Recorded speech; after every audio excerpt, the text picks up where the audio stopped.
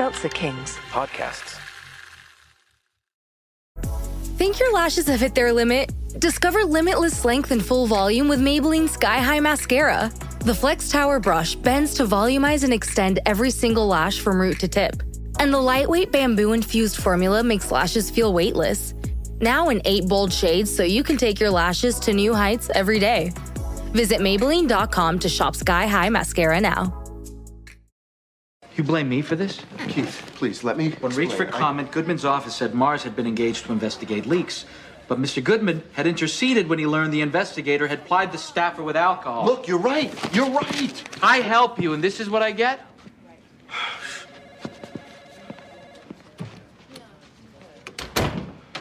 How could I know the manager had a camera? I'm sorry I had to do this, but there's just so much riding on this incorporation vote. I think you may be confused about something, Woody. I'm voting against incorporation.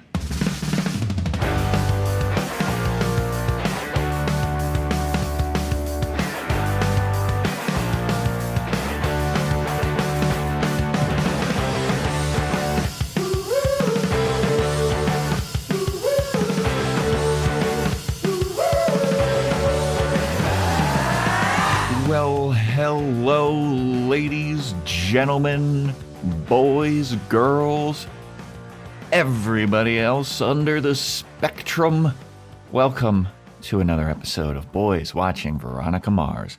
We're just two boys watching every episode of Veronica Mars for the first time, giving our review, our reactions. We're your hosts. I'm Joe Welke. I am Vance. And today we're talking about Season 2, Episode 20, titled Look Who's Stalking. Directed by Michael Fields, written by John Enbaum. Original air date, April 25th, 2006, to an audience of 1.85 million people. And before we get into the episode, everybody, it's been a long time. We got some shout-outs.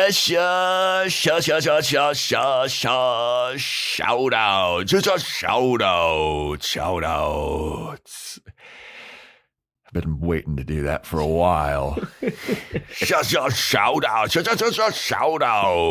with Sloppy Joe in the morning. We got to give a shout-out to Lola. Lola gave us a 5-star Spotify review, screenshotted it, send it in to us, and we really appreciate that. It gets that algorithm going, gets us looking legit, gets us looking like real good people, good human beings. Yes, when we're doing good on the podcast, we're doing good in life. Yes, we're doing God's work on the podcast, everyone. So Lola, thank you so much for that 5-star Spotify review. And not only does Lola get a shout out, we got a couple other ones from Apple Podcasts. We have got a shout out for Queen C, as in Chicago, gave us an updated review. Big Marshmallow, thanks for the 5-star review on Apple Podcasts. Also Discord user Queen C. What are you laughing at? I don't know if the Queen C is for Chicago or for Cordelia. That's what the name is. It is for Chicago? Queen C, as in Chicago. All right, well, we do have that Chicago listener in Queen C that we did not realize in that one episode when we put out the call. And the call has been answered. We have Chicago listeners. The call has been answered by Queen C.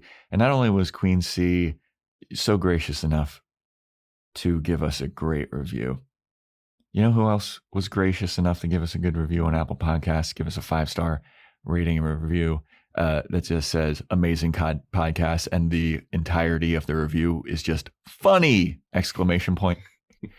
EJ Rhodes, shout out to you, EJ Rhodes. Thank you so much for giving us an Apple Podcasts 5-star rating and review. Appreciate it. If you want to get a shout out, Apple Podcasts 5-star rating and review, or Spotify 5-star rating, take a screenshot of it, send it in to us, and we'll shout your asses out. Shout out. That's a lot of pressure for us to be funny this episode. I'm feeling good about it. Yeah? You think the opening scene of this episode of Veronica Mars, you can find some humor in it? I think there's a lot of humor to be mined from the beginning of this episode. But you know what else had a lot of humor to be mined? Hot Frosty. And mining, we did. Yes. The Hot Frosty episode is going to be up on our Patreon, patreon.com/boyswatchingbuffy on the Boys Watching Movies tier.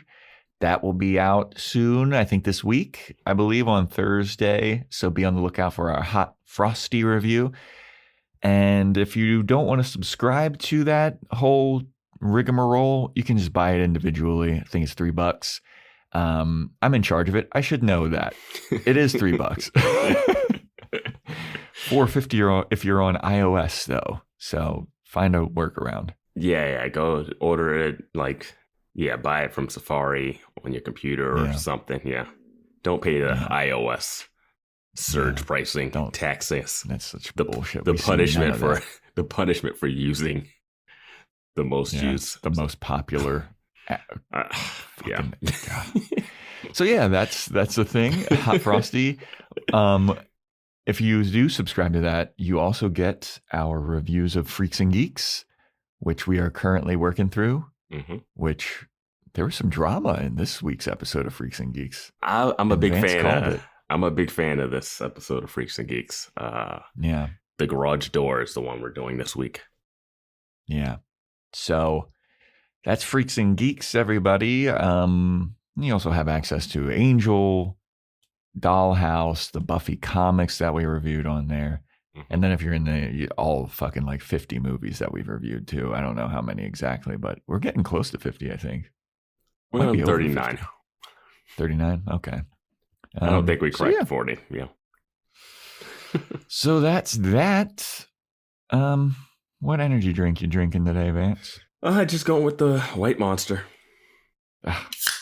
Wrapping your lips around a White Monster. No, Joe. No. No. I'm working my way through these cherry slushes. I still have so many cherry slushes left. So I'm cherry slushing it up. What were our predictions for Look Who's Stalking? You said Duncan comes back to check out what's going on in Neptune. But that wasn't your strong one. You were like, I don't really believe this. And then you're like, oh, Veronica checking in with Duncan. I'll give you 30% for that. That's tough. That was tough. I mean, I was going with the Look Who's Talking, like the baby thing. Mm-hmm. I said, what was yours? Veronica hallucinating a baby, like the dancing baby from Ally McBeal, and Mac discovers something about Beaver from her cell phone interceptor. Damn, rough week for predictions. Way off. I think you're the closest.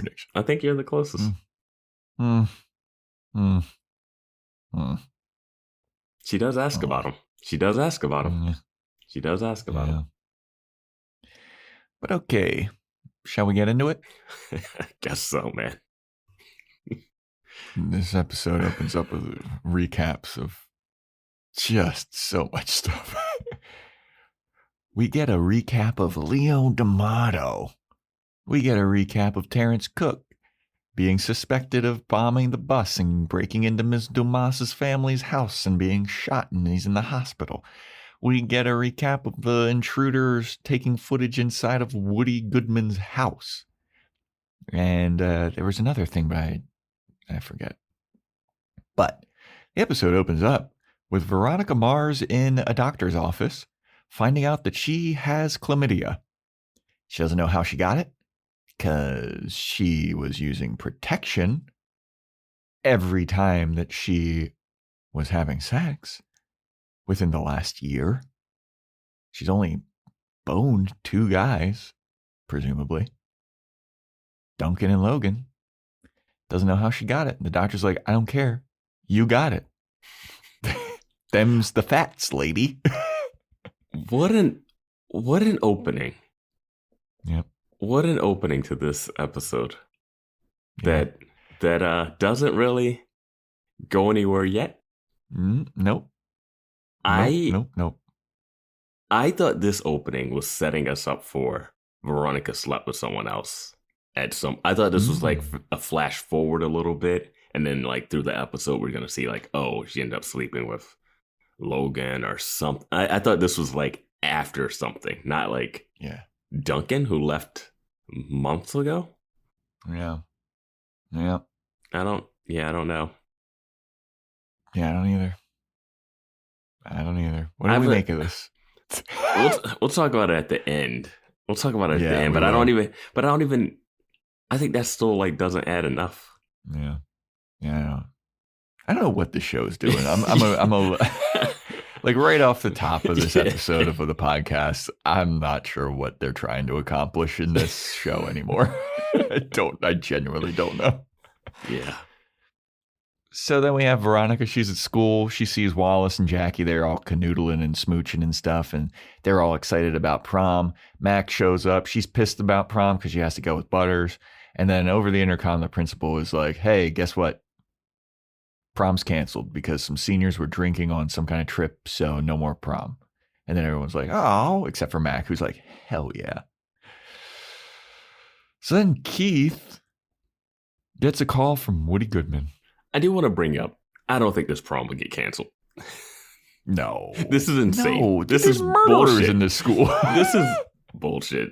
It comes over and it's not even, it's an announcement in the middle of school over the intercom that school is canceled because of alcohol-related incidents on the senior trip. Yeah. They didn't even, Hearst College didn't even stop the college tours after like an assault. A sexual assault was happening. They're going to stop prom because of some drunken seniors.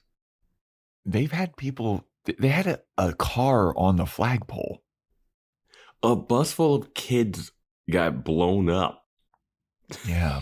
Like, I think the parents would be livid that their kids aren't going to get their like prom photos or do the prom stuff. It's no way you're canceling this prom like this. They've had multiple people duct taped to the flagpole. They have a literal biker gang in their school. No. I mean, no, they're not gonna. A little bit of alcohol. There would have had to been like a drunk driving incident that was more catastrophic than the bus crash. Yeah, but even then, they would have like a memorial for them at the prom. They'd make another fountain that leaks out of the wall like Lily Kane. Yeah, you just up the alcohol watch. Are you really worried? Like, keep them there. There's more alcohol going to be at this other thing. Whatever. It's no way that this prom gets canceled. This is a budgetary thing for the show, I feel like. Yeah. So Keith gets a call from Woody Goodman. And Keith is like, okay, what room? Keith shows up to the Camelot Hotel. And Woody's in a room with a woman who's passed out, maybe dead. And he's like, swear, Keith, it's not what it looks like. And then he goes, okay, but it's exactly what it looks like. I hooked up with this lady. I have a mistress. She was at the Incorporation cocktail mixer. She's a mistress, and I need you to take care of it. And Keith is like, this is not what I do, dude. I am not a fixer. You're in the wrong show. That's called Ray Donovan.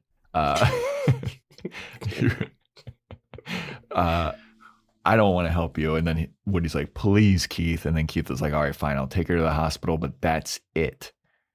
And they take this lady's unconscious body from the room.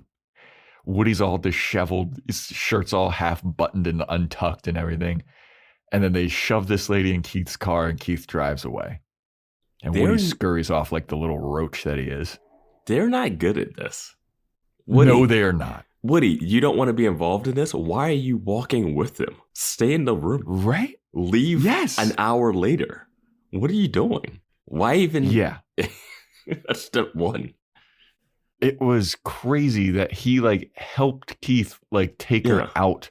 Yeah. I was like, what are you thinking, Woody Goodman? Yeah, if they see Keith with this girl, no one's going to think anything. Even the photos, they'd be like, what is this?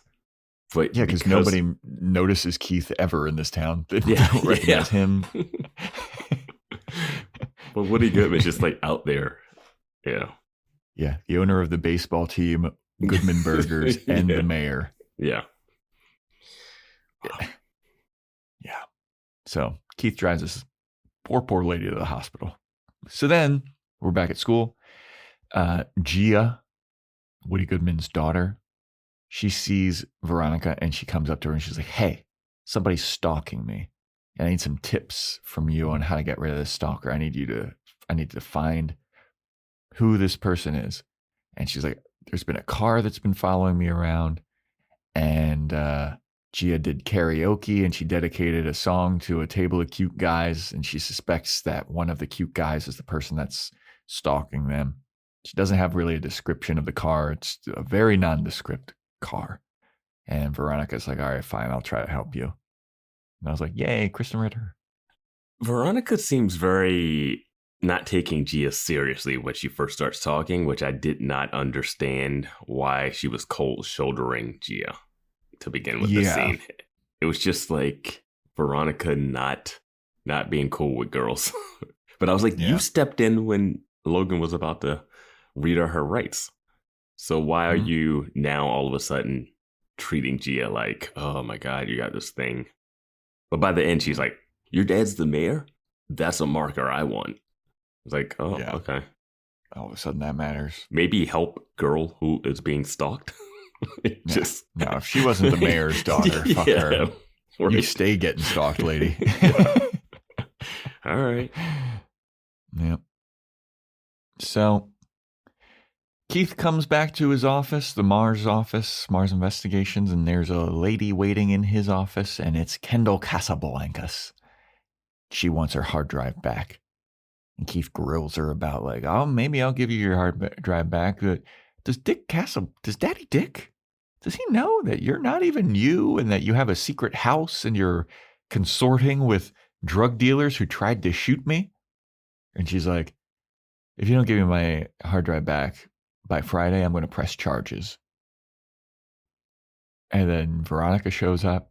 Kendall's like, all right, toodles. Kendall leaves. Veronica wants to borrow some cameras from Keith, use them to find who's stalking Gia, downplays having chlamydia. Because Keith is like, how was your doctor appointment? Veronica's like, it was unbelievable. Anyway, can I borrow these cameras? And then Keith asks her to make copies of a sketch of the dude who hired the escort that stole Cliff's briefcase, which is something I forgot about. I didn't realize they were still actually tracking that down. Yeah, me neither. I thought that was done. Yeah. Also, I gotta say, Mars Investigation has dollhouse level security. How is Kendall in the office?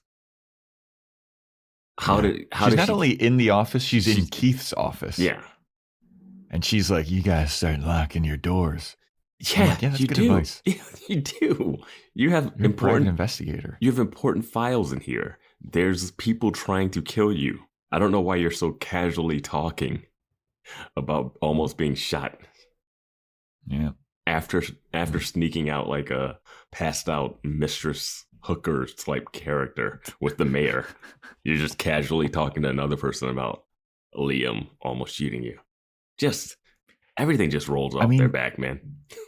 I mean, this one scene of them all in the office deals with Kendall wanting her hard drive back, Liam almost shooting Keith, Veronica having chlamydia, trying to find who's stalking Gia, and trying to find who hired the escort that stole Cliff's briefcase. I'm like, this all happened in this one scene. Yeah. Like, there's so much going on in this fucking show, dude. I get Kendall wanting the hard drive back, but you gotta know he's copied that. Yeah, absolutely. I mean, he made a copy of Woody Goodman's thing, like Stat. Yeah, hard drive. It's like, can I get that DVD back, please? Yeah. But anyway. So then we have Veronica. She's with Gia at home. She's already installed the cameras. They're all set up, and they find the car immediately. Car pulls up. Veronica zooms in, gets the license plate number, runs it, and who's it belong to? Leo D'Amato. I was like, okay. So, yeah, I was like, oh, Leo D'Amato. Good to see you, my dude. Yeah. Guess New Girl wasn't going on quite yet, was it? I don't know. No. No. Definitely The Neighborhood wasn't going on quite yet. 6 seasons of The Neighborhood right now? The show's long running. Good for him. Yeah. 2 long-running sitcoms. You gotta hitch your star to that Two Broke Girls actress. Because between Two Broke Girls and Neighborhood, she's been on like a heater of network TV shows. Whether or not you like the shows or not. Kat Dennings is on that Tim Allen sitcom now. Is that still on? Dude, the last Tim Allen show I thought got canceled, and then it was on for like 3 more seasons, I think. Yeah. Well, no. I think isn't Sean William Scott on that show too? You know more about that show than I do. I have no idea. I forget what it's called. But yeah. Leo D'Amato. That's whose car it is. So then Veronica, she sees Logan at school. She asks him about Duncan. Hey, who was Duncan sleeping with? Because I just want to know for a college application or whatever lie she said. I was like, what? And Logan's like, I honestly literally only know about you and Meg. And then he invites Veronica to Alterna-Prom, his party that he's having because prom got canceled. And Veronica doesn't seem to be into the idea. But then he's like, you can bring whoever you want. And then Veronica's like, okay, well, now maybe I'll consider it. Yeah, what? Because I had predicted that she'd end up going to prom with Logan or something. But I guess right now she does not have a plan of who to go to prom with. She's going to prom with chlamydia. A lot of people in the school are. Oh yeah, they are. Yeah, I thought Logan was going to kind of tease the Kendall thing here. But does he know that Duncan hooked up with Kendall? She walked out of his room and he talked to her on the couch. Oh yeah. That was the whole like they had a full exchange. But I don't know if but we're not confirmed if they hooked up or not. But yeah, because there was that whole thing is like, hey, if you're looking for a sugar daddy, I'm not even the richest guy in this hotel room. Yeah. And then she was like, okay. Which again, I don't know what Kendall's after. If she's just after for some young sex, sure. But if she's after something more, I don't get it. I don't get her plan. She's going to marry into the Kane family. She's going to marry Duncan. And then she's going to be in charge of who gets the scholarship. That would be awesome. That would be incredible. The Kane scholarship. Deciding whose future. God. But yeah. So yeah, Logan, he only knows about Meg and Veronica, apparently, according to Logan, and he's having Alterna-Prom.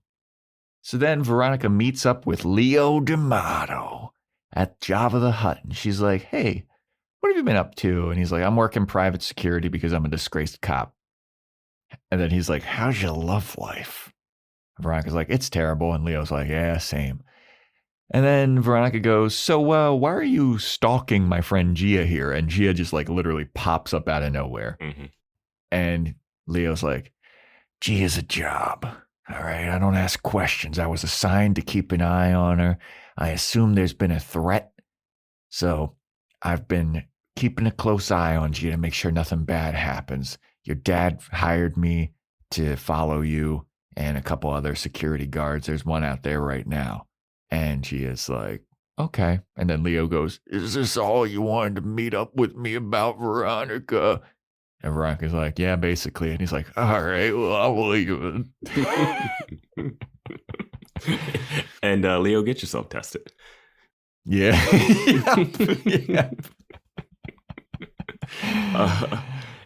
Does she know why Leo is not a cop anymore? I don't think so. Like, he's like a disgraced cop, and she just like doesn't respond to that. But I mean, I'm sure Keith had to have told. She has to know because she would know. Because she would know that he's not at the sheriff's office anymore. She goes to the sheriff's office like every other week. Yeah, but she might not know that. Does she know he's the one that sold the tapes? I guess maybe she does. But it's so weird that he stole the tapes and sold them, and that he's just living life now, doing it for his special needs sister. Him, or was it cousin? I think sister, or cousin. Relative. I don't know. It doesn't matter. Niece. Yeah.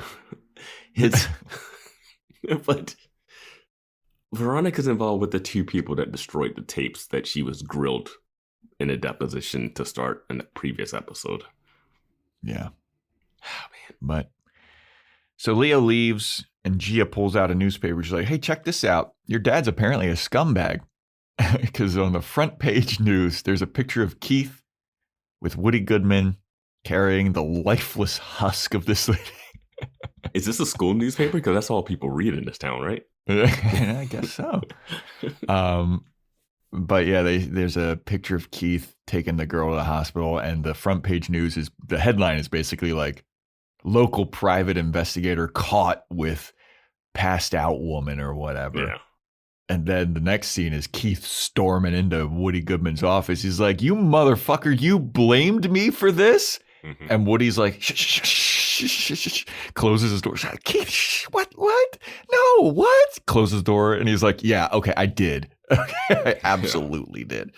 Look at me. I'm basically the mayor of this town. I'm trying to get incorporation. I can't be seen with a passed out woman. I have a wife. You're a nobody bald loser. You can be caught with this passed out lady. You're not trying to pass incorporation. Keith is pissed. He gives a Wallace to Jackie speech from last week. Why do you care about having a passed out woman in your car when everyone in town thinks you? Everybody knows that you like screwed up the Jake Kane case. This is the least of your worries, Keith. Look at you. I'm not going to prom with you, Goodman. That's literally basically how it ends. He's like, you know what, Woody, I'm not voting for incorporation. And Woody's like, oh, one vote. I lost that one vote. But it means extra coming from Keith, the disgraced former sheriff. Incorporation feels like nothing. It feels like the most pointless story plotline because it doesn't feel like anything. I haven't seen any real estate magnates coming in and being like, yeah, this is where we're going to build the golf courses. And we can put this line in here. Like nothing. Beaver's company hasn't been tied to it. It's this thing that's not, I'm not worried about if they get incorporated or not. Yep. Yeah. Yep. I mean, it's just like a lingering plot line in the background that we've seen no potential consequences of at all. Like, it just doesn't factor into anything at the moment. No. But will it by the end of the episode? You'll have to wait and find out. But yeah, man, Woody's a fucking scumbag. As we all knew he would be, because he's a politician. Yeah. Keith is the only good man in this town. Him and Wallace. Yeah. So anyway, Gia is at Veronica's house. And Gia said that she talked to her dad about Leo D'Amato, and he's pulling the security detail. Because, it made Gia feel freaked out. But then when Gia got home, she found this. She pulls out a DVD, and it's a video of her and her brother at soccer practice. But the video is mainly focused on her. It goes up and down from her feet to her head like 3 times. And then there's a little bit of Rodney playing soccer, but then it goes right back to her feet and going up and down. And she's like, Veronica, somebody's definitely stalking me. Mm-hmm. So there's that. And then they're at school the next day.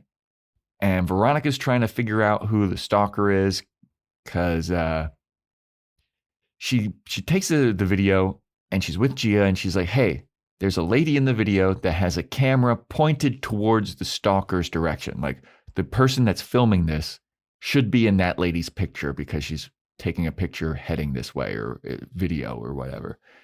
And she's like, do you know who that lady is? And Gia's like, yeah, that's Miss whatever her name is.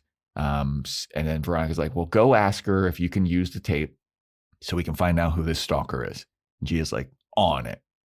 And that's basically that. Nothing really to add.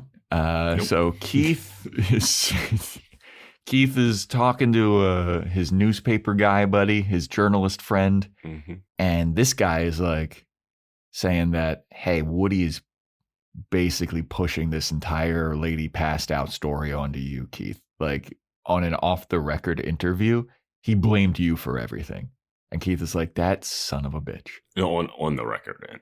Oh, on the record. Yeah. He's telling... Because Keith is doing an off the record. He's telling Keith that he needs to go on the record to combat this, you know? Yes. Because Keith is denying. He's like, I didn't have anything to do with that. And the guy's like, well, that's what Woody's saying. Woody said that he caught Keith taking advantage of a passed out woman. And it's like, he was plying her with alcohol to get information from her. And then Woody said that he was trying to find out who's been like leaking stuff in the campaign or whatever. Yeah. And then he said that he had hired Keith, and then Keith was plying her with alcohol to get like a confession. And Woody found that and was like, put a stop to it. That's what his story is. And Keith is like, well, there's a simple solution to this. You could ask the lady what the fuck happened. And then the journalist guy, he goes, well, that's just the thing. Once that lady woke up at the hospital, she's disappeared. And now no one can track her down. Dun, dun, dun. And then that's when Keith puts on his tracker hat and goes in search. He gets his little Sherlock Holmes hat. He gets his little corncob pipe. Grabs his magnifying glass. Case. Yeah, yes. You know what? He would look pretty good with that outfit. Not gonna lie. He would look good. Tan khaki trench coat. So do you think Woody Goodman killed this lady? Yes, I do. He had somebody kill her. I feel like he would have paid her off before doing any of that stuff. He would have paid her off to the smarter thing to do would be to pay her off to have her lie and corroborate your story. I'm thinking he hired the Fitzpatricks because he's in league with the Fitzpatricks. He got the Fitzpatricks to take her out. If he's in league with the Fitzpatricks, that's going to open up a Dude, whole I don't know can what of nonsense if that happens. Kendall Casablancas is in league with the Fitzpatricks. Who the fuck knows what's going on in the show anymore? I don't know what's going on with Kendall. I'm so confused by her. She's working for Beaver. She's working for the Fitzpatricks. You don't take the Beaver job if you're in cahoots with the Fitzpatricks. Well, she's working with Aaron Eccles. Like, what is happening? Yeah. We have 2 episodes left, right? Yeah, there's only 2 episodes left in this season. Crazy. Yeah. We got a lot to get. Maybe they're going to save some of this for next season. No. Okay. So Wallace is talking to Jackie about going to batting cages instead of prom, and Jackie's like, what? Why would I want to go to fucking batting cages? I bought a prom dress. I want to wear my dress. And she's like, think something fancier. He's like, all right, well, can we still go to batting cages anyway, though, like at another time? And Jackie's like, all right, yeah, sure. And then we get an update of Jackie's dad, who's been in the hospital, who we haven't seen in forever. And Wallace is like, yeah, how is your dad doing?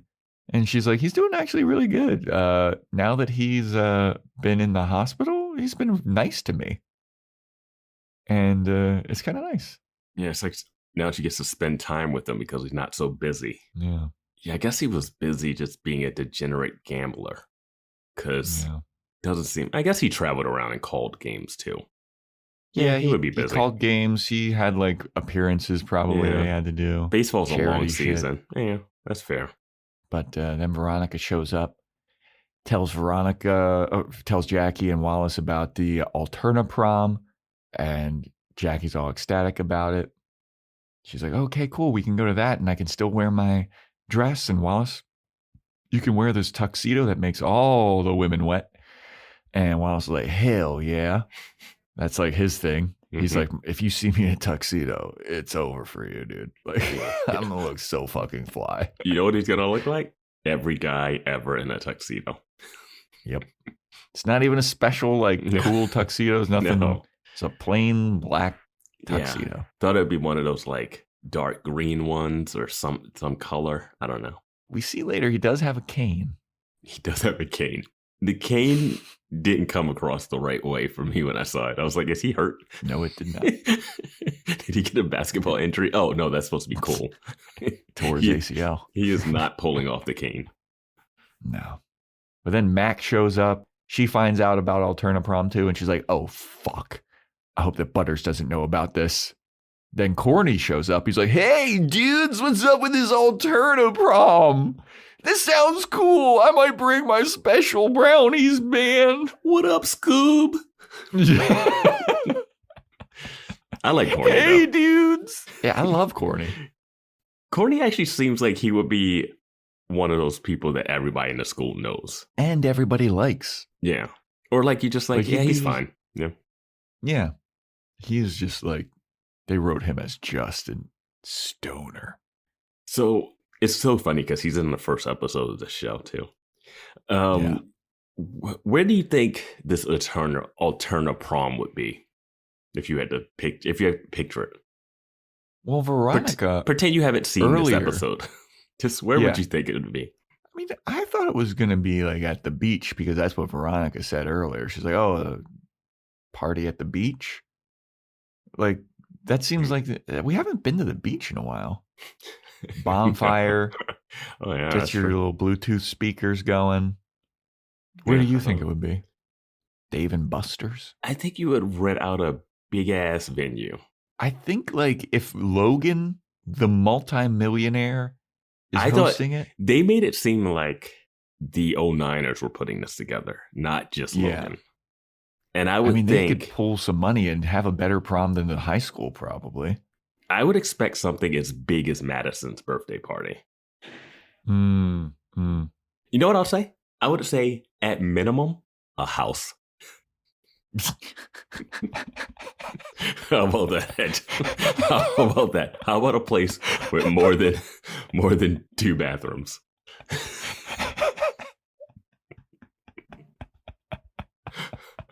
That's what I was saying. Yeah. Yeah.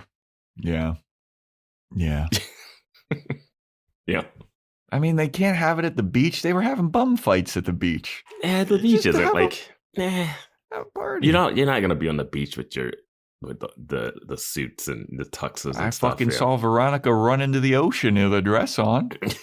Yeah, you just hear her get out. You just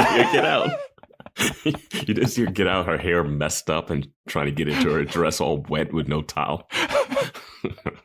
Freezing her ass off. Oh, man. Yeah. I mean, I would have figured if it wasn't blown up, Gia would have talked to her dad about having it at the Shark Stadium. Because that's where my prom was at the Ravens Stadium. And I went to a prom at the Orioles Stadium too.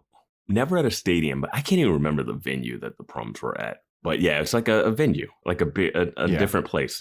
Like, because dances will be in school gym. We talked about this before, but yeah, like dances would be at the school gyms or whatever, but other things would be at bigger venues. Yeah, I mean, school gym. There's like just venues that are specifically there for those kind of events. You know what hotels have? Ballrooms and event spaces too. Yeah. No. They could have had this at the Camelot, the site of where Keith was dragging a passed out woman. Well, that's where. Yeah. Oh my God. We'll get to this. It's none of those options, though, people. For those of you who are just listening to this podcast and haven't watched Veronica Mars, a little hint: is it none of these venues? What's the dancer, the lady that runs the you like her name? God, I forget her name. Loretta Cancun? Yeah, Loretta Cancun's place. They could have had it wherever she has things. That seems like a Logan Dick Casablancas venue too. It's Alterna-Prom. Yeah, that's true. Nothing says alt more than that. Yeah. So anyway, we then go over to Keith, who is in Terrence Cook's hospital room, and he wants to know why he broke into Ms. Dumas's family house. And Terrence Cook says, well, she was writing a story about my gambling and how I threw a game, and I can't have that. It would tarnish my legacy. And he denies blowing up the bus, and Keith's like, good enough for me. Jackie shows up. Keith leaves. Jackie kisses Terrence Cook. It's all sweet. So anyway, next up, it's Gia's, She got the SD card from the camera lady, and she gives it to Veronica, and they're trying to find the stalker. They see who it is. It's a guy in a Neptune Letterman jacket, and Veronica sees that he was driving a red truck because when the guy that was filming Gia disappears, so did this red truck. So she thinks that the red truck is this guy's. So now they're on the lookout for a Neptune Letterman jacket and a red truck. The way this guy is filming, covering his face, is insane. It's no way you hold a camcorder like that. And then somehow the camera doesn't cut or anything, but there's he does a Batman where he leaves and the car's gone. Just the time it would have taken him to walk around the fence, get in the car, he would have been on tape. It's like, they're like, where'd he go? Well, he was on the outside of the fence. Was he on the outside? It looked like he was inside. All right. I mean, but whatever. It's just like, they pan it, like, where'd he go? Where'd he go? Rewind it. Yeah. It's like... he just threw a ninja smoke bomb and disappeared. But that's their lead. Letterman jacket, red truck. Mm-hmm. So Keith is at home. He goes outside to look for his newspaper, and they're gone, but it's because Veronica brought him into the house. And Keith opens the newspaper. He sees a story about how incorporation vote is too close to call at the moment. But then there's the big story, which is Keith refuting Woody Goodman's story. And it says that Woody Goodman paid an escort with campaign funds. Yeah. When did that come to light? I got really confused about the campaign fund part of this thing. Yeah, me too. I didn't know that was part of this. I also didn't know that lady was an escort. I mean, that's classic politician caught with escort in a motel room, and he's lying about her being a staffer. But then I was like, how do we know that he paid? Like, how does anyone know that he paid with campaign funds? Like, are they just like a Matthew Weiner coded thing or whatever was going on in the news at the time? Weiner. Anthony Weiner, yeah. Was that like around this time? Probably. Can't remember. But they also say the vote for incorporation is too close to call. Mm-hmm. Yeah, because the polls are still open. Veronica's going to vote right now. Why would it? Yeah. And did they say that on the news, or was that in the newspaper? It's in the newspaper. How could it be too close to call in a newspaper, which you would have printed the night before? Are they polling, man? It's just close. It's just a poll. Like, I mean, it's the day of. Like, it's gonna. I don't know. We'll find out tonight. Yep. Too close to. I guess I'm just so into the modern time where it's like too close to call. And we have to like wait a day or two for it to happen. That wording just made it seem like the vote had happened already. And it's all hinges off of Keith and Veronica. They hold the keys. They really do, because Veronica, she goes to vote, and she votes against incorporation. I have to say, what's crazy about what's happening in this episode is that the mayor... Okay, so here's two things that are happening that the episode just speeds past. Keith has been in the newspaper as having an escort or whatever, or like doing something. Mm-hmm. The next newspaper comes out, and it's about the mayor being involved in this. At school, the mayor's daughter and Veronica Mars are buddy-buddy together a lot. Mm-hmm. No one at school has made a comment or said anything to them about like, hey, your dad's getting some straight. No one has commented to them at all. That's because they're too busy bullying Jackie, telling her that her dad blew up the bus. Oh, they're not on that anymore. Jackie seems to be having a great time in school. Oh, yeah. She's canoodling with Wallace. She's got she's invincible now. Yeah, she's got that Mario star. Like no one's bringing up the fact that this would be such a big story to see someone's dad in the paper with an escort. Yeah, like that's a huge one. Yeah. No reaction because when to that. Logan's dad got caught cheating, everyone was like bullying him. Yeah, no, this is huge. And then the next day, it would be like the mayor of the town, Gia's dad, actually was using campaign funds with an escort. That'd be huge. Yeah. But no, they don't. Nothing.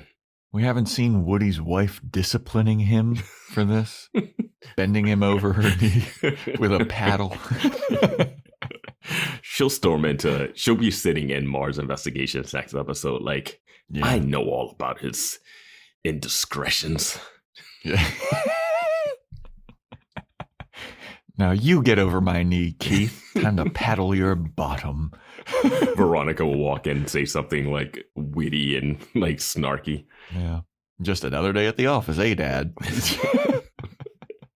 But there's an election happening and no one at school is talking about it. No teacher, not the guy that's the finance teacher for the future leaders. Yeah, the guy that's obsessed with fucking Woody Goodman.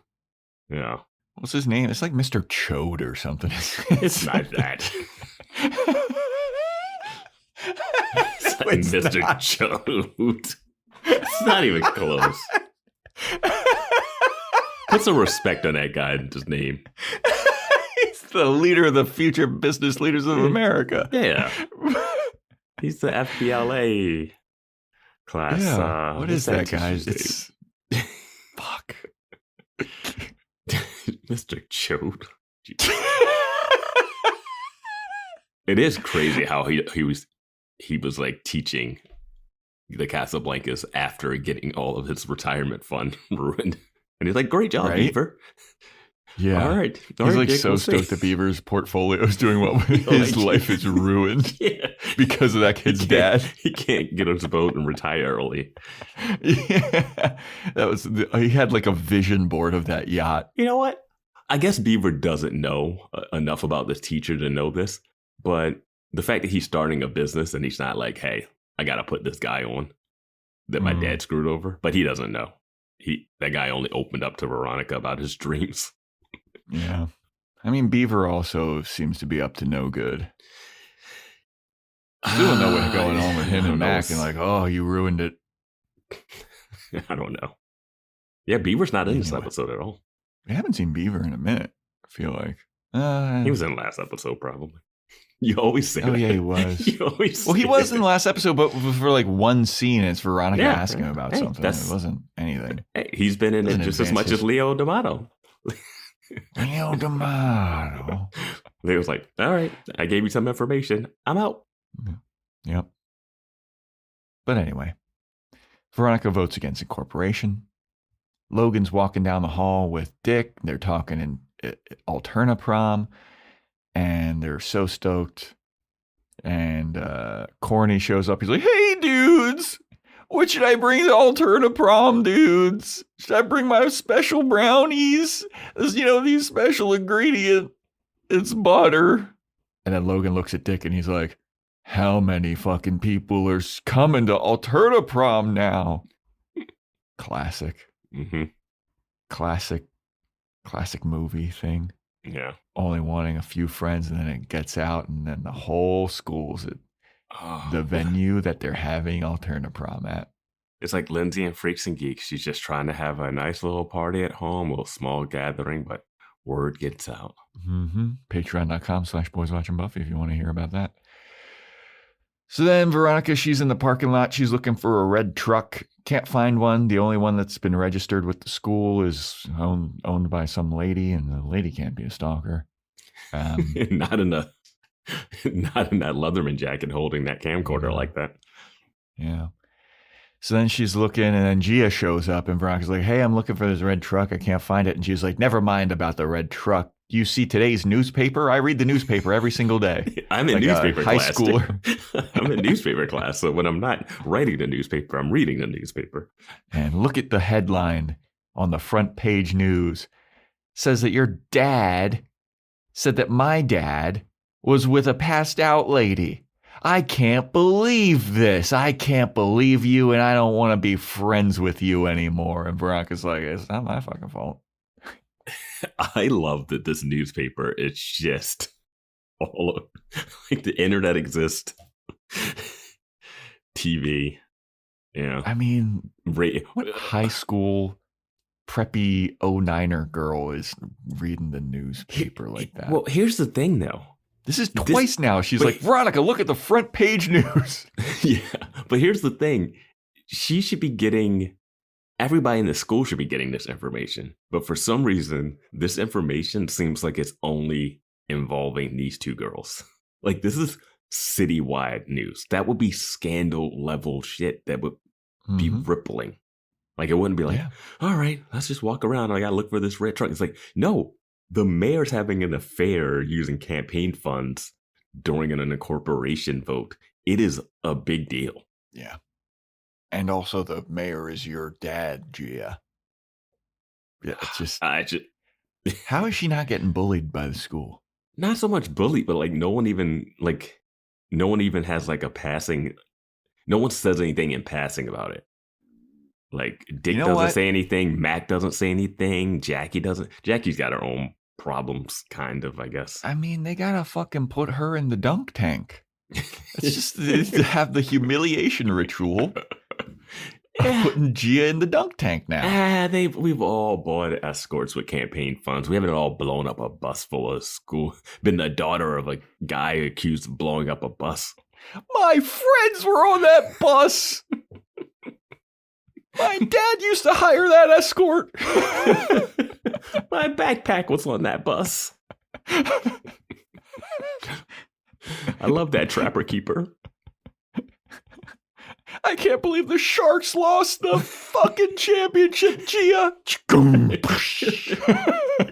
I'm all wet.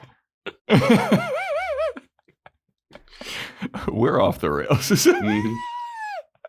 Hey, man, this episode just started. It kicked it off with, I mean, she just said, why does she have chlamydia? They just don't really follow up with it. What a way to start the episode. I honestly thought I had skipped an episode where she had sex with someone for a minute. Yeah. But anyway, Gia's pissed at Veronica because her dad accused Woody Goodman of being with the passed out lady, which is what happened. Yeah, but the Mars have a history of blaming people for the things that they actually did do, kind of. Well, Jake Kane was innocent. He was covering up stuff, though. He was covering up stuff. Mm-hmm. Whatever happened with that buried Oscar? Well, fine. That's a season finale thing. Okay. So we get a news report. Incorporation didn't pass. Boo-hoo. Sorry, Woody Goodman. Yeah. I guess you're not mayor anymore. Yeah. You're a failure, Woody Goodman. Yeah. And then Veronica asks Keith to help her with the stalker situation with Gia. Shows him the soccer practice video. And Keith's like, that's interesting because I've got some stalker footage that I should show you. Shows her the stalker footage from inside Woody's house. I love it becomes daddy-daughter show and tell. At the end of every one of these seasons, it's like, oh, remember when we said we're going to stop keeping information from each other? Wait a minute. Here's some information I've been keeping from you. Oh, did you find a dead rat in the freezer? Okay, I'll tell you, I snuck on a bus. Wait, you snuck on a bus? Here's some drawings that I found on the back of the bus. Tell each other stuff. Stop hiding this. There's no need to hide this. Become an actual team. Yes. Okay. Become an actual team. Mars investigations can include Veronica. Yes. Her last name is Mars as well. Yes.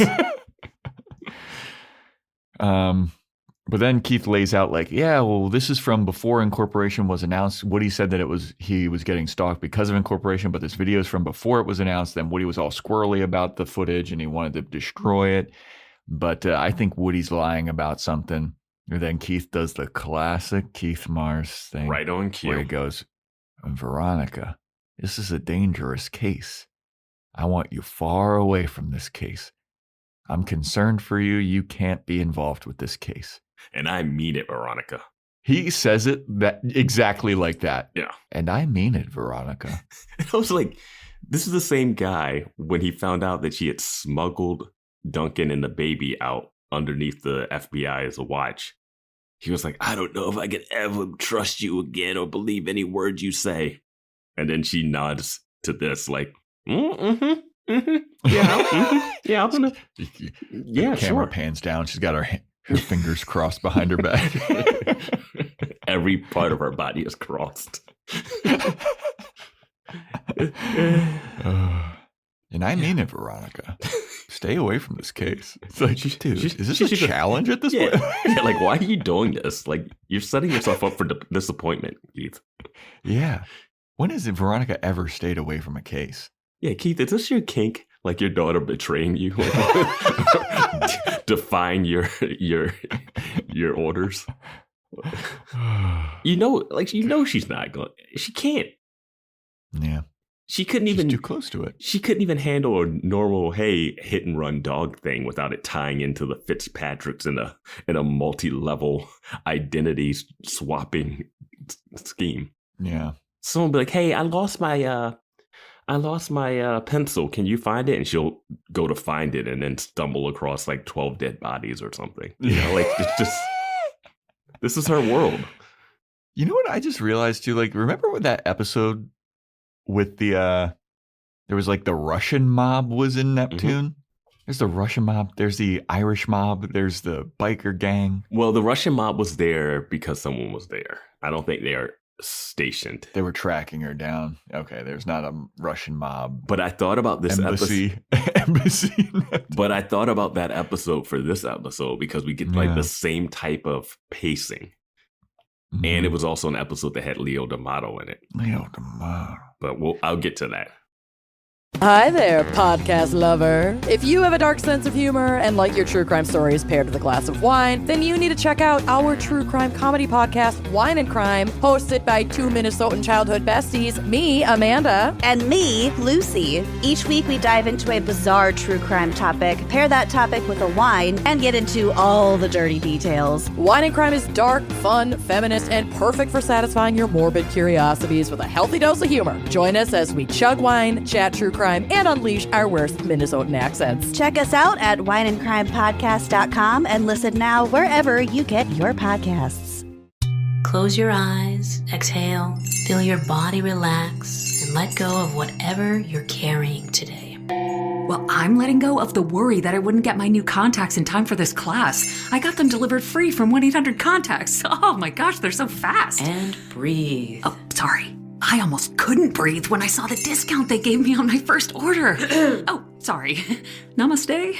Visit 1-800-CONTACTS.com today to save on your first order. 1-800-CONTACTS. Every holiday shopper's got a list, but Ross shoppers, you've got a mission. Like a gift run that turns into a disco snow globe, throw pillows, and PJs for the whole family, dog included. At Ross, holiday magic isn't about spending more. It's about giving more for less. Ross, work your magic.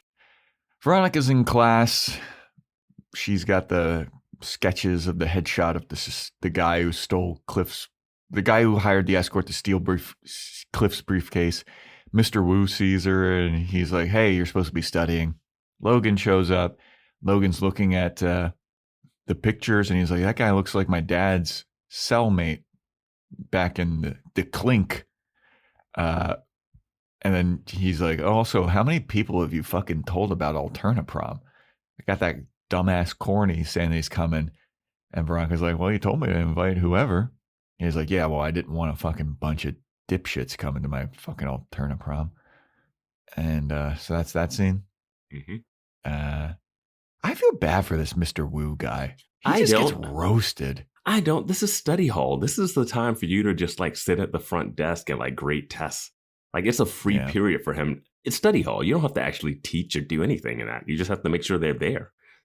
Yeah, I mean, he's like all pissed off because he's like, Veronica, you're not studying. You're like, it's like she's already accepted. He's hassling her. She's already accepted to college. What's she doing? This is the checkout point of senior year. Yeah, you start watching a bunch of movies. Yeah, just you roll in that TV with the fucking VCR. Yeah, it's study hall. It's fine. Let her do whatever they want. Sit at the front. You're about to make your summer plans, Mr. Wu. Mm. I guess summer school for Dick or whatever. Yeah. But, yeah. So we have Terrence Cook and Jackie. They're looking at the prom dresses, and Terrence is talking to her about prom, and Jackie thinks that he thinks that Jackie's fallen for Wallace, and Jackie's like, nah, I'm going to Paris. It's fine. There's no emotions involved at all. There's a line here that was very scary for me. He's like, she's talking about Wallace and stuff, and then she says, Dad, remember, I learned the birds and bees the hard way, remember? Yes. And I was like, no. I don't need to know how she learned the birds and bees. Why was it the hard way? What the fuck does that mean? I'm like, please don't. Incoming. Abortion storyline incoming. I was like, I don't want to know. I don't need more of this. That's as scary as Veronica's. Want to know how I lost my virginity? Me too. Yeah. Like these are.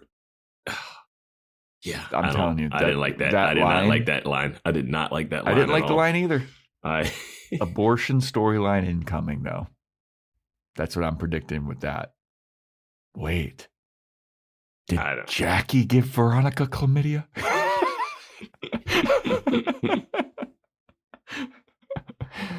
Oh, if so, Veronica's not a good friend. No.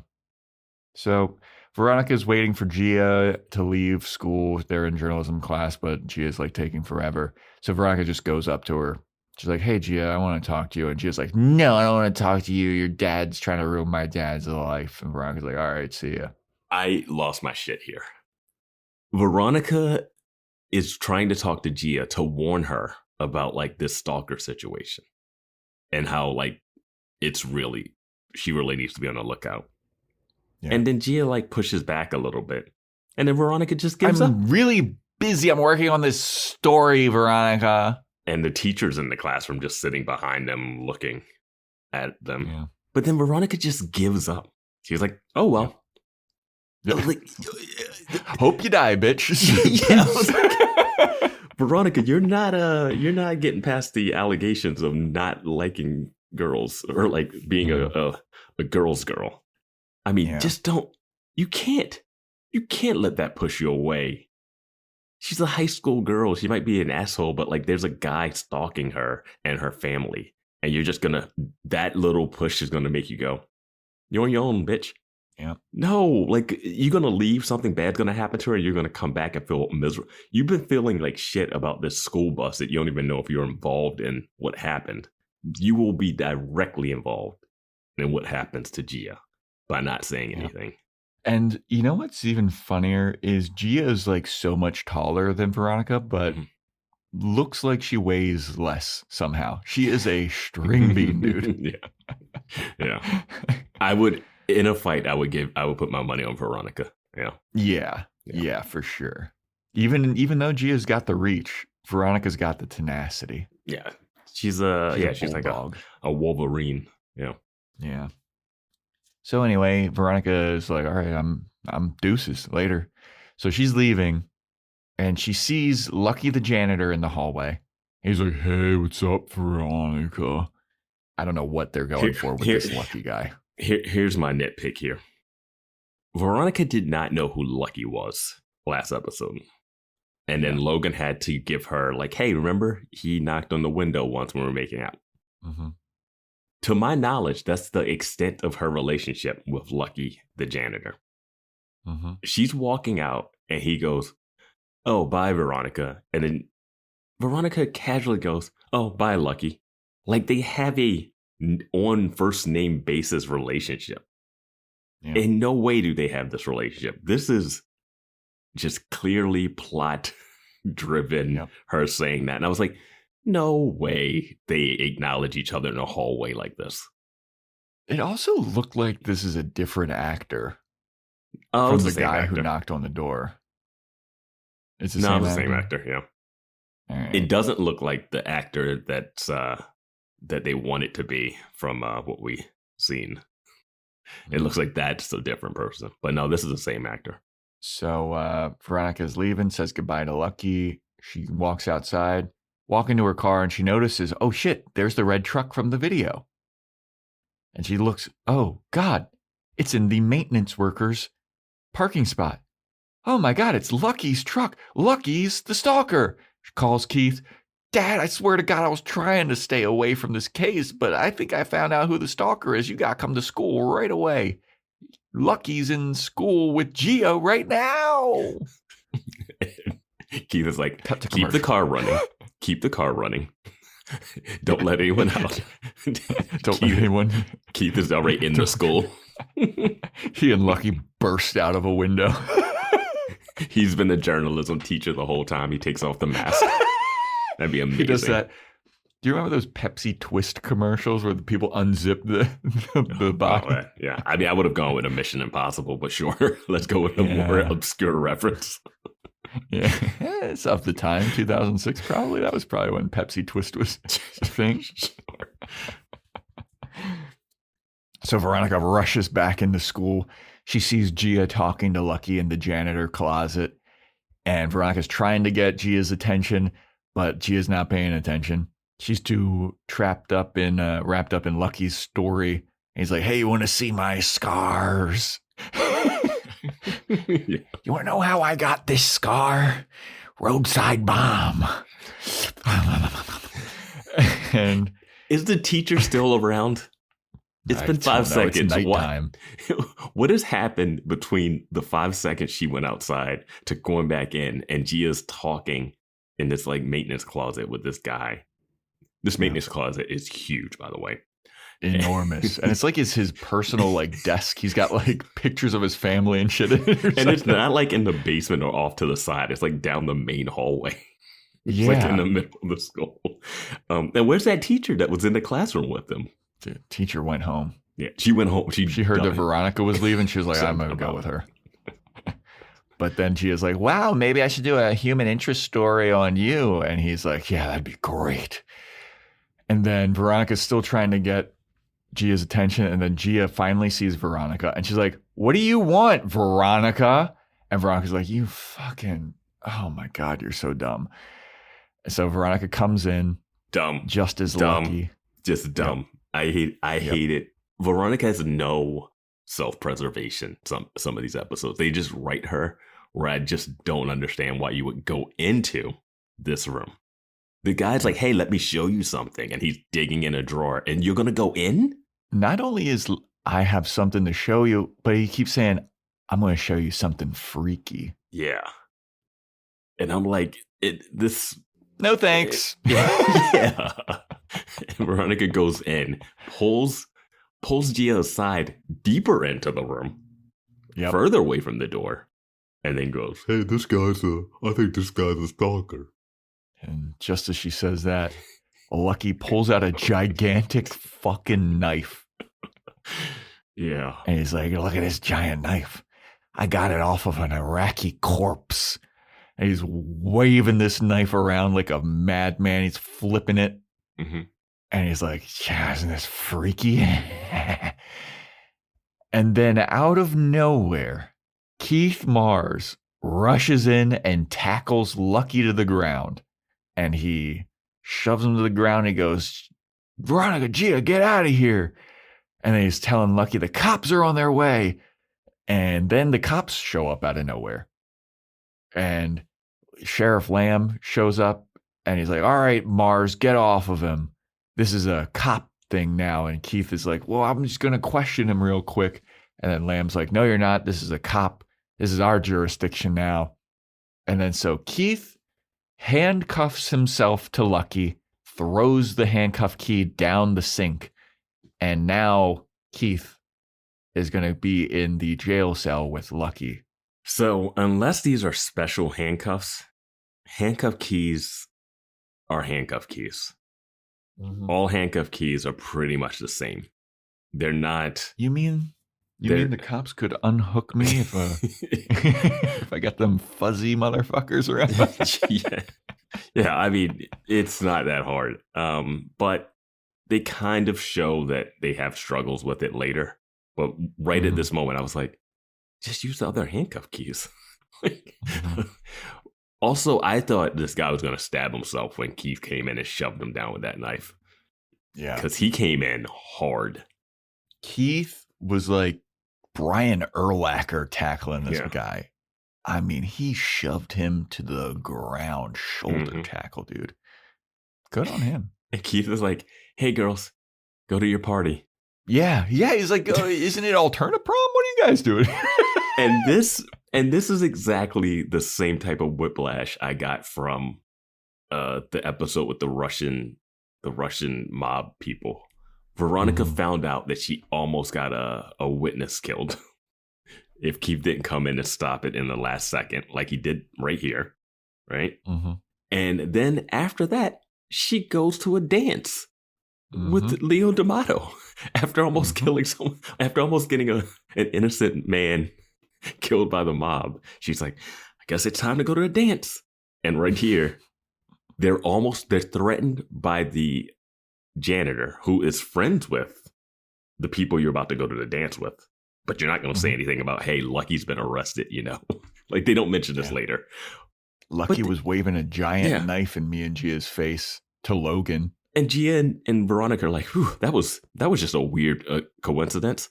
Hey, why don't you go home to your dad who's dealing with a lot of stuff because he's being charged for, like, he's got a lot of campaign stuff going on. Why don't you go home, put on your best dress. I'm going to go home, put on my best dress. And then I'll meet you over at Alterna-Prom. Like, this is all completely normal stuff. And Alterna-Prom, just like that classic Friday after you wrote a whole newspaper article. Like, it's wild. The timing, too, is like, it's nighttime. We see it's nighttime. Veronica's walking out. It's nighttime. Prom usually takes place in, like, April, May. So sun's setting, like, pretty late. Yeah. Like, and then they have to go home, get ready. You know, chicks, it takes some fucking hours to get ready. Getting ready after having a guy pull out the biggest knife you've ever seen. Like, this is not normal for Gia. This is normal for Veronica, but not Gia. Yeah, Gia would be shook. And she's going stag to this thing, too? Yeah. And Dick Casablancas doesn't hit on her at all, which makes no sense to me. Yeah, that was the whole thing. At the beginning of the season, he was like, I'm going to hit on Gia. Yeah, I don't know. So we go to Alterna-Prom. Madison's there. Veronica, Wallace, Jackie, Mac, Butters, Corny. They're all in the elevator. They all get out, go to Logan's hotel room, which is where Alterna-Prom is taking place. That's just a party. That's like, it's just, this is a costume party. This isn't a prom. Dick's got the party pig, though. Dick lives in a house, a mansion by himself. They have a pool. Yeah. Why are you not doing this at a house? Well, because at the hotel room, the next day, the maids come and they clean it up. These people all have cleaning people. They have never been afraid to throw a party at their house. I'm just trying. I'm trying to come up with a reason here. I'm trying. I understand production reasons, logistical reasons. No way Madison's like, hey, where should I spend my prom? Oh, yeah, in Logan's hotel room. Yeah. No. And this elevator. And she's there alone. Yeah. Like, no one has dates in their prom besides, like, Wallace and Jackie and Mac, who's been forced with Butter. Yeah. Corny's going alone, too. Like, what was the plan? Did they not think about prom? So here's the thing, too. Mac is in this elevator inches away from Madison. And I have not seen the two of them in the same scene since, you know, they found out they were switched at birth. And the closest we get to them being switched at birth people is when the elevator opens and they're like, thank God, at the same time. But I was like, there has to be some wink moment, right? Nope. Mac, you don't feel anything being next to Madison, knowing that her mom touched the window with the car? You don't ask, hey, Madison, how's your mom doing or something? Like, there's nothing. There's nothing here. Yeah. That's not something you just forget.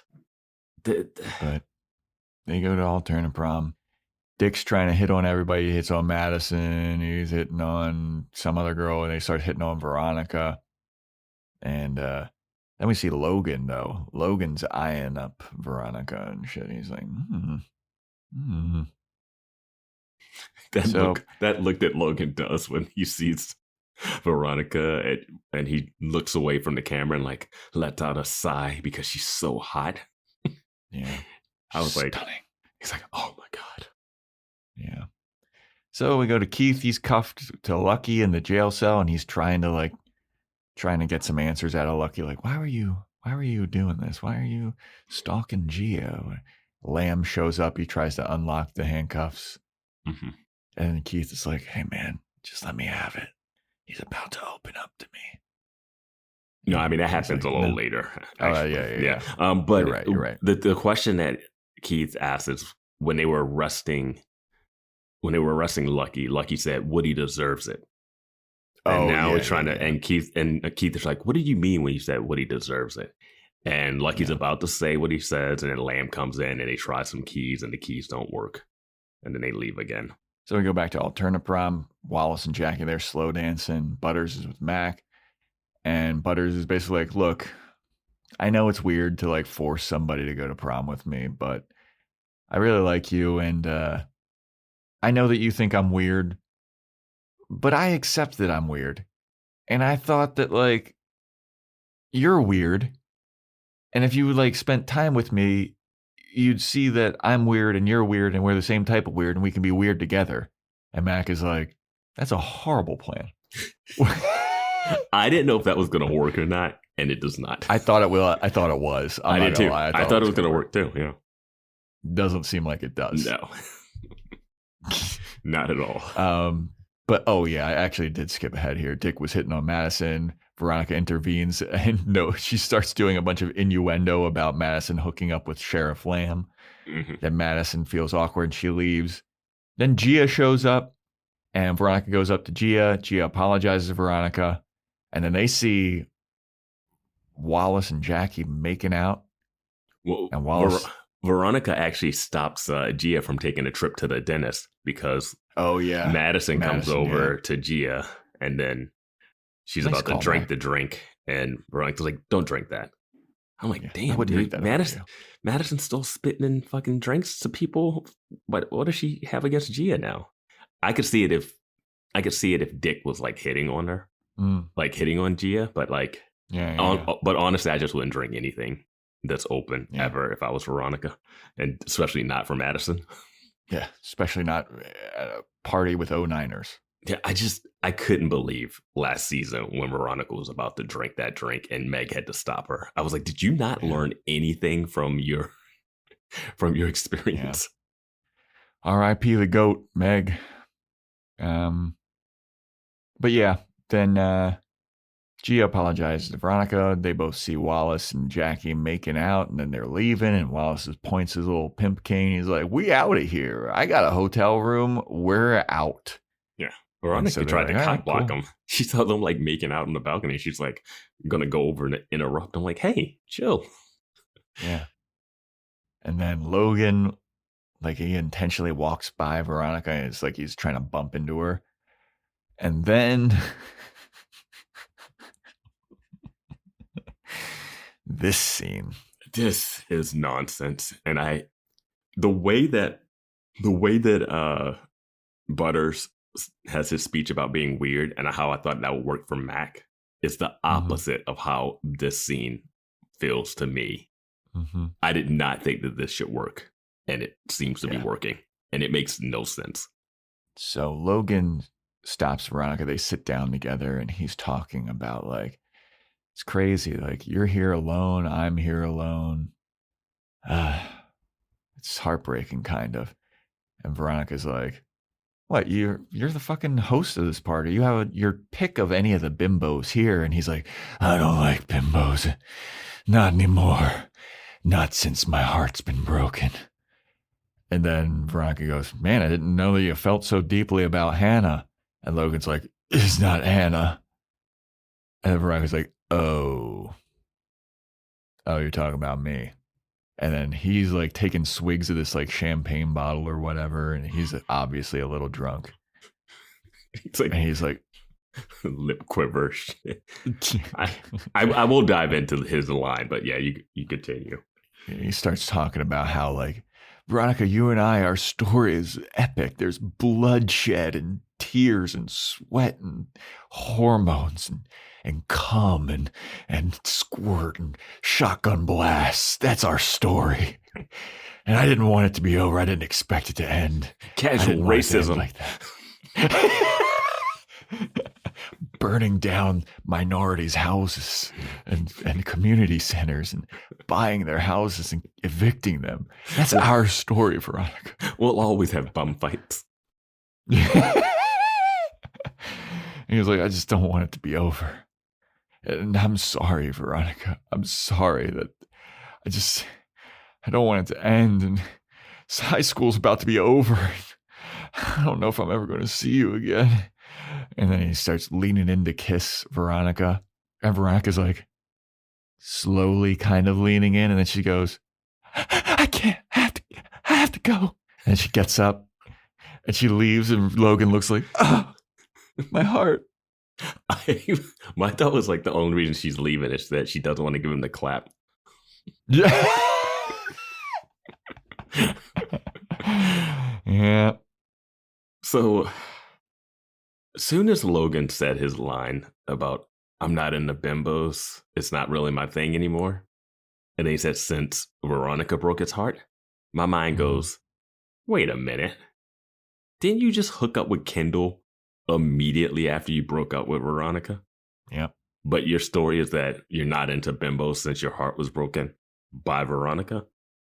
And he's not into it. He's not into it, but he's doing it. So since then, you've been hooking up with Kendall, maybe some other girls, and also Hannah. Yeah. And Hannah, you also fell for to the point where you were like crying and like, you can't take this away. And I don't care. I broke her heart. I don't care if I go to jail. Nothing can stop me from seeing her. Yeah. And I was like, this happened between the breakup. Veronica, you also know all of this. Yes. So I don't know why you're falling for this line. She's walked in on him with Kendall. Yes. She sees him with Hannah being like, oh, you're clearly using this poor girl to get information from her dad. Yeah. And then he's like, but us. And she's like, you're right. Yeah, that's what I don't get. That's the thing I don't get, is that she has been privy to all of this knowledge, and him saying the lines somehow makes her go, yeah, no, none of that stuff that I've literally seen and reacted to. Like, seeing him with Kendall and you knowing who Kendall is should just be enough. The Hannah being deported, like Hannah should be his date to prom. Yeah. Hannah does not go to the school anymore. She was written off the show because of his actions. That should be enough to be like, hey, I might think you're hot, Logan, but no. And also, I helped your friend kidnap a baby and he gave me the clap. I don't like, there's so many things that she can like mentally even with the emotional tie, there's so much stuff when you look at Logan that you have to be like, oh, wait, your dad tried to kill me. Yep. Like, when we started dating, I walked in on your dad beating the shit out of a guy. Like, there's so much that it's not. What are they good times? He punched Jonathan Taylor Thomas once, and that was it. Like, what are their good moments? Yeah. Yeah, because even when they were dating, there was always like someone's like, you were the one that drugged me. Yeah. Yeah, that whole drug thing that led to the biggest trauma in her life. He was trying to like have a sex tape with, because she found the hidden cameras. So she thought that he was trying to like get video of them banging or whatever. Half the season, she wasn't sure if he had killed the guy himself. Yeah. And then they had a shotgun blast to her. He was driving around dirty with a gun. Is he still like on house arrest? I guess not. He's all. Oh, yeah. Cleared. He did save her from the Fitzpatricks, but that was after they weren't dating anymore. Yeah. And he had a gun and she was crying and she hated it. Yeah. Yeah. I'm just trying to think of the good moments. Gun, Logan. I'm just trying to think of the good moments. And there's not a lot. Her supporting him while he was on trial over the summer. Her breaking up with him when he burned the school, the community pool. Yeah. Yeah. No, he did try to have a nice yacht date with her, but then there was some other thing. That's when she found out about the drugs. He was drunk? Yeah. They haven't had enough. I haven't seen enough good or not, just like moments where I'm like, okay, I can see she'll put up with this because of that. Yeah. I guess who knows, man. They had sex once or twice, I guess, or maybe. Yeah, that had to have happened over the summer. We never actually saw that on the show. Yeah. Okay.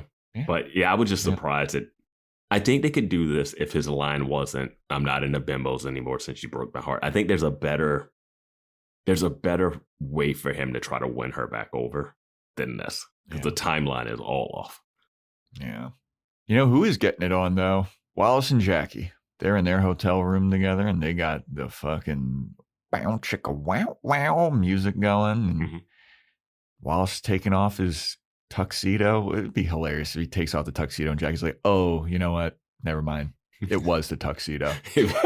Like the cummerbund comes off and he has like a beer belly. I was getting a little nervous. I was like, how much are they going to show? Because it looked like Jackie had like taken her top off, but it was just a low back dress.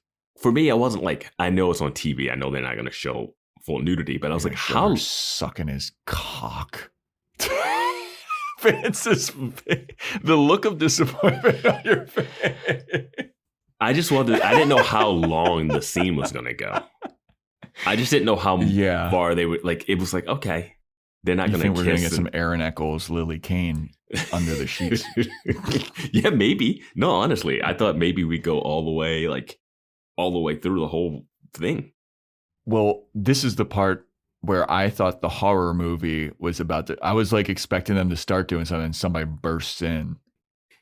Like, I don't know. FBI, freeze. Why'd you pay the Goodman's hooker? Yeah. We found C4 in your room, Jackie. You blew up the bus. I was totally expecting. You've always been jealous of newspaper class. Yeah. You're under arrest, pill popper. Oh my God! What if Sidney Poitier came back, the original newspaper lady, and that's who it was? She was jealous of Miss Dumas. But no, it just seems like they're having a lovely night together with insertion, maybe. I gotta say, I did think that this prom would be.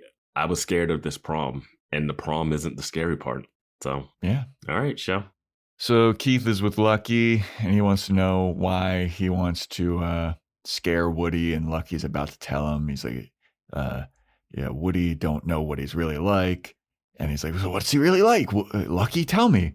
And he's just about to tell Keith. Lamb comes in, uncuffs him, and Keith goes to Lamb. He's like, hey, he was just about to open up. Let me talk to him a little bit more. And Lamb's like, fat chance, buckaroo. And he's like, because Lucky has been bailed out. And Keith goes, who the fuck bailed Lucky out? And it's Meg Manning's dad. Mm-hmm. Keith is like, what? This does not compute. Yeah. I mean, they planted that seed, that episode, when we found out that Meg, in the dream sequence, Meg was like, to try to get Lucky. Their dad wanted her to date Lucky or something. Hook them up together, yeah.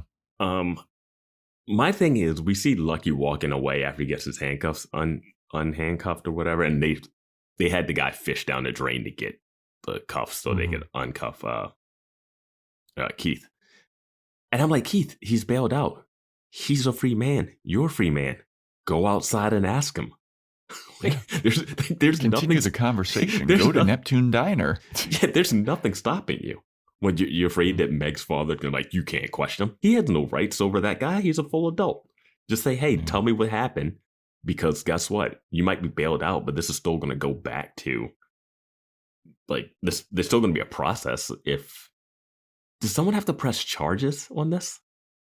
Like, I don't know what he's arrested for. I don't know. He's arrested for stalking. He's arrested for stalking. So I think, wouldn't Woody Goodman and Gia still like be pressing charges? Yeah. I don't know. I just think if you're Keith, I know it's a TV show. Follow him out. Keep this conversation going. I hated that we had two scenes of, so what's happening? Interrupted twice. We only need it once. It was too much of like teasing this thing. And I'm like, we're 20 episodes in. Just give me the dirt. And also, remember when Sheriff Lamb had beef with Meg Manning's dad? Yeah, you would think. You would think Keith comes in. I mean, Lamb comes in and he's just like, yeah, Meg's dad bailed him out, so he's free to go. And I have no questions my own self for any of this. And I don't care. Like, why? It seems like he's more mad at Keith than the guy who's been stalking the mayor of the town, which you think you would want to handle because a mayor can kind of get rid of you. Yep. I don't know. But it's the next morning. Keith goes outside, grabs his newspaper. Veronica's leaving. Keith reads the newspaper, sees that Terrence Cook's story got published about how he threw the ALCS championship game. It's in the smallest section in the newspaper. Yeah. Like, he has a TV. Turn on ESPN or BSBN or something. Make some fake thing up. Like BSBN. Like, he's watching this on. This is TV. This is TV news. Yeah. Like, I want to on NSN, Neptune Sports Network. I want to see like the talking head screaming about this, not just a print headline. He's a disgrace to the game. I don't know how you could ever possibly recover from this. Yeah, I always knew it was a bum. Yeah. But yeah. So Jackie, then she's reading the newspaper at the house. This is a well-read town. This town is well-read. She sees the story and she is about to go in to see her dad. And before she goes in, she throws the newspaper away. She wants her dad to be in bliss, ignorant bliss still. Her dad doesn't know that the story got out or whatever. Some nurse is going to walk by or somebody's going to walk by, flip him off and be like, fuck you, cheater. He's like, yeah. Wait, what are you talking about? Cheating on my wife? Cheating and gambling? Oh, no. You threw the game. I mean, they got a security guy on the waiting outside, too. You can still walk by and flip a guy off. Yeah, I guess that's true. If you're a nurse, you work there? Yeah. Remember how hurt Keith was when he found out about this? Keith, nothing Veronica has done has hurt him more than finding out that this guy threw a game. That is true. That was the most sad Charlie Brown that he's ever been. Yeah. And again, my thing is, I'm fine with it coming out that he threw the game. He did. I don't care that you make it in the Hall of Fame, guy. I don't have any stakes on you. Like, you sold out your team for some money. So then we go to Veronica, who's showing up to Logan's place. Logan answers the door shirtless, and your boy's been putting in some work at the gym. Logan looks good. I don't know. He's just doing something different with his hair. We just watch Hot Frosty. It's like it's a big difference between the two. Yeah. So yeah, there is. And yeah, Logan's looking better in this episode. Like in the prom, he's doing something different with his hair. He's spiking it, but it's not as like gel spiky. Like it doesn't look wet. But anyway, okay. Veronica comes up. She apologizes to him for leaving. And she's like, look, I know that once we graduate high school, we'll most likely never see each other again because that's how it works. If you graduate high school, you never see those people again. And I don't want that. I don't want to lose you from my life either. And after what you were saying to me last night, it really stuck with me and I don't want to lose you.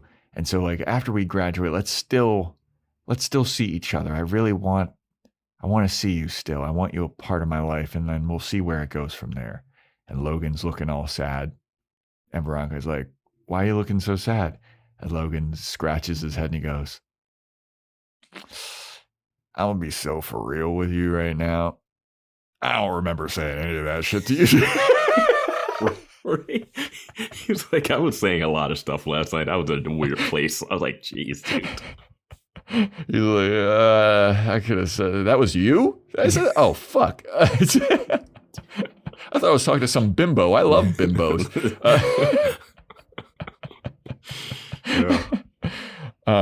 But no, he's like, yeah, I don't remember saying any of that. And Veronica's like, okay. And then who comes skulking out from behind Kendall Casablancas, and she's like, oh, what's this dumbass doing here? Like, Veronica Mars. What are you doing here, Veronica Mars? And Veronica's like, oh, okay. Okay, Logan, I guess I'll just see myself out. And so she starts walking away. And Logan's like, babe, wait. He walks out into the hallway in his underwear, and Veronica gets on the elevator, and she just looks at Logan, and she shakes her head like, I can't believe I fell for your bullshit. Yeah, I can't believe it either. Like, you did. I can't believe it either. What are you talking about? What about anything that he's done has made you think that this is not him? Yeah. And then Logan just goes back into his hotel room probably to plow Kendall again. And Kendall is just into Logan. Like, there's nothing that she can take it. I don't know what she can't take his money. What does she stand to gain by hooking up with Logan? I guess she's just good at down, dude. Yeah, that's the only thing. That's the only thing I can think, because I can't figure out her grand plan, especially when she was hooking up with him when he was still on a murder trial. Hooking up with the son of a famous person that's already arrested for murder, and then their son is also arrested for attempted murder, and then that person's mansion is burned down, and he's living in a hotel with his high school. Oh my gosh! Like Kendall hooking up with him makes no sense other than she's there to have sex with him, and but she's also like booty call level. Like, she doesn't have the respect that she doesn't have the upper hand in it either. Yeah. And Kendall's not bad looking. Kendall's a catch in this town. Dude, she could be hooking up with one of the Lakers. She could be hooking up with any of the other richer guys that own their own house. Yeah. They could be running. She could be running. Like Logan is. She could be running scams up and down the coast. Yeah. Is she hooking up with Liam? I probably. Okay, so let's get back to the opening scene. So we have to assume Duncan gave Veronica chlamydia. Yeah. I don't know what the symptoms are for that or how long that would go, but like, you would think she got it from Veronica Kendall. says that she has no symptoms, and the doctor's like, yeah, that happens. Yeah. Okay, so she could have had it for a while. And so if she got it from Duncan, either Meg gave it to him or he got it from Kendall. Mm-hmm. So the thing I think will happen if the show, I mean, you can't open an episode with that and not kind of pay it off before the season ends. So I think Logan's going to get chlamydia or tested for that and find out about it. And then that, I just don't. They trauma bond over having chlamydia and fall in love. So here's the thing I'm thinking. Veronica would find out that Duncan hooked up with Kendall, which they pretend argued about in order to break up.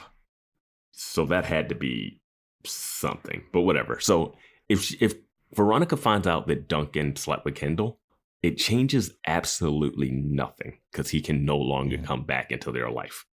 So I don't know what that would actually accomplish. And it's not like her finding out. And she already knows that Kendall's sleeping with Logan. So it's not like they know that Kendall's not even Kendall. Yeah, she's Priscilla Banks. Yeah, so nothing they could find out from her about chlamydia would actually add to the story, I'm thinking. That's the thing that I'm... You think once Veronica finds out that Duncan gave her chlamydia from Kendall, she's going to rat him out? No, because that would be taking... She can't do that to Meg's baby because she had a deathbed promise. Oh, you're right. Well, at that time, it was a coma bed promise.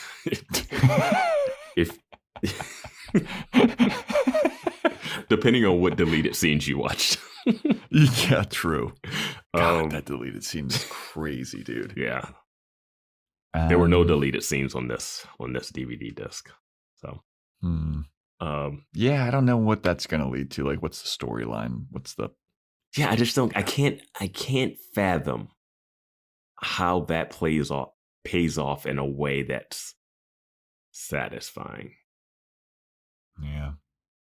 And maybe we'll find out in the next episode, which is titled Happy Go Lucky. I want Lucky not to be in this episode so bad. Same. Well, also, he got shot in the butt, but then he showed like his scar and it was on the front side of him. I thought they was going to show Gia his butt. I did too. He got shot in the butt, but he got explosion. Yeah, I don't know enough about the military. He said he got a roadside bomb, but then the reason why he got taken out of the army, according to Logan, is because he got shot in the butt. Yeah. And that's why they call him Lucky, because it was just his butt. But he got fucking a roadside bomb and like shrapnel was in his side, like his abdomen. I just don't know what would constitute enough of an injury to be sent home. Like the roadside bomb, maybe they like patched it up and he was still able to keep going, but it left like a big scar, you know? Yeah. But I was just waiting for him to, because he kept being like, you want to see something. Yeah, I was waiting for him because he kept saying like, you want to see something freaky, and then he starts unbuckling his belt. I also don't buy that Gia's in that maintenance shed with him after like 5 seconds of like typing up her. It's no way by the time Veronica walked outside and walked back in, Lucky, who was buffing the floors in the high school, which would take a while, was like wrapped up, done with that, and giving Gia a tour of his like little room. Why would she? Yeah, whatever. I love that in that little room though, you see the Letterman jacket hanging up in the background too. It's so He's got like a little toy version of his red truck too. He's just playing with it. Yeah. Want to see my cool camcorder? Just got it the other day. Oh man. Happy go lucky. I guess we gotta make predictions. I'm just gonna say Woody kills Lucky. Oh, that's a good prediction. I'm gonna say this is where Lucky tells Keith that Woody's been working with the Fitzpatricks. He's in their back pocket, or they're in his back pocket. I just have to say, if we find out that, and this is probably true because they do have high level clientele, but you would think Veronica and Weevil both saw the high level clientele because they decoded it together, so she would know the names. And of course she'll know the names and be like, hey dad, there's another thing I didn't tell you, even though it's very important because the guy that tried to kill you. Yeah. But if the Fitzpatricks are working with the mayor, it seems so stupid to even pair yourself with the PCHers at all. Yeah. That seems like such a step down for like chump change. I'm sure this incorporation thing has more people that need to get it done. I'm sure this is I'm sure there has to be a seedier thing, but they haven't introduced the seedier thing. Yeah, I don't know. I mean, it's pretty seedy that he was with the lady. Huh? The mistress, I guess. No, but I mean, like, there's no bigger power. There's no Casablanca's realty that that had a lot of, that like funded his campaign, that wanted the incorporation. The reason that they pushed him to be mayor so that he could push this thing through, and he didn't. I think that could come up, but it hasn't been. That's something. I just feel like we got 2 episodes and we got a lot of shit to wrap up, man. I mean, we still don't know why that guy had Veronica Mars written on his hand. Is the Meg and Sheriff Lamb shit going to go anywhere? No, I think we got everything we got from it this episode. Madison. You mean the Madison? And yeah. Are they going to have Cliff figure out why his briefcase got stolen? I don't think he cares anymore because it was just Logan's.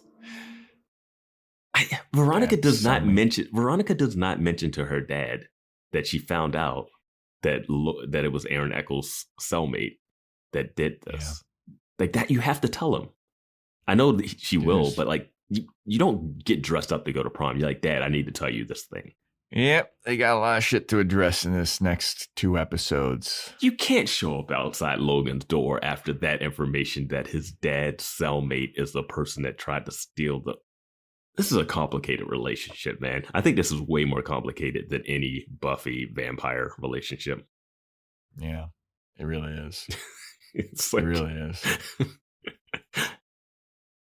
All right. Logan's looking good. Shirtless Logan. He's been hitting the weights with Woody Goodman.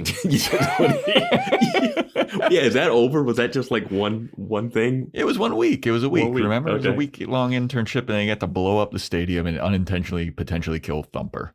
Yeah, so he's an involuntary murderer. Yeah. Yep. But that's a wrap for Look Who's Stalking. Thanks so much for listening, everybody. Hop on Discord. The link is in our show notes. Let us know what you think about this show. This is wild stuff, man. Wild. There's so much going on, dude. So much. And I don't have faith in them to pull it off. There's too much. I can't even imagine who blew up the bus and why at this point. There's so many things going on. Yeah. I forgot about the bus. Like, this episode has nothing to do with the bus. Or does it have everything to do with the bus, Joe? Oh, shit. Oh, shit. Let us know what you thought about this on Discord. Join our Patreon, patreon.com/boyswatchingbuffy. We're doing Freaks and Geeks. Hot Frosty's coming out. You want to shout out Apple Podcast 5-star rating and review, Spotify 5-star rating, screenshot it, send it into us. Instagram, TikTok, @boyswatchingbuffy, boyswatchingbuffy@gmail.com. Amazon wishlist, merch, Seltzer Kings Podcast Network. And we'll see you next time when we talk about Happy Go Lucky.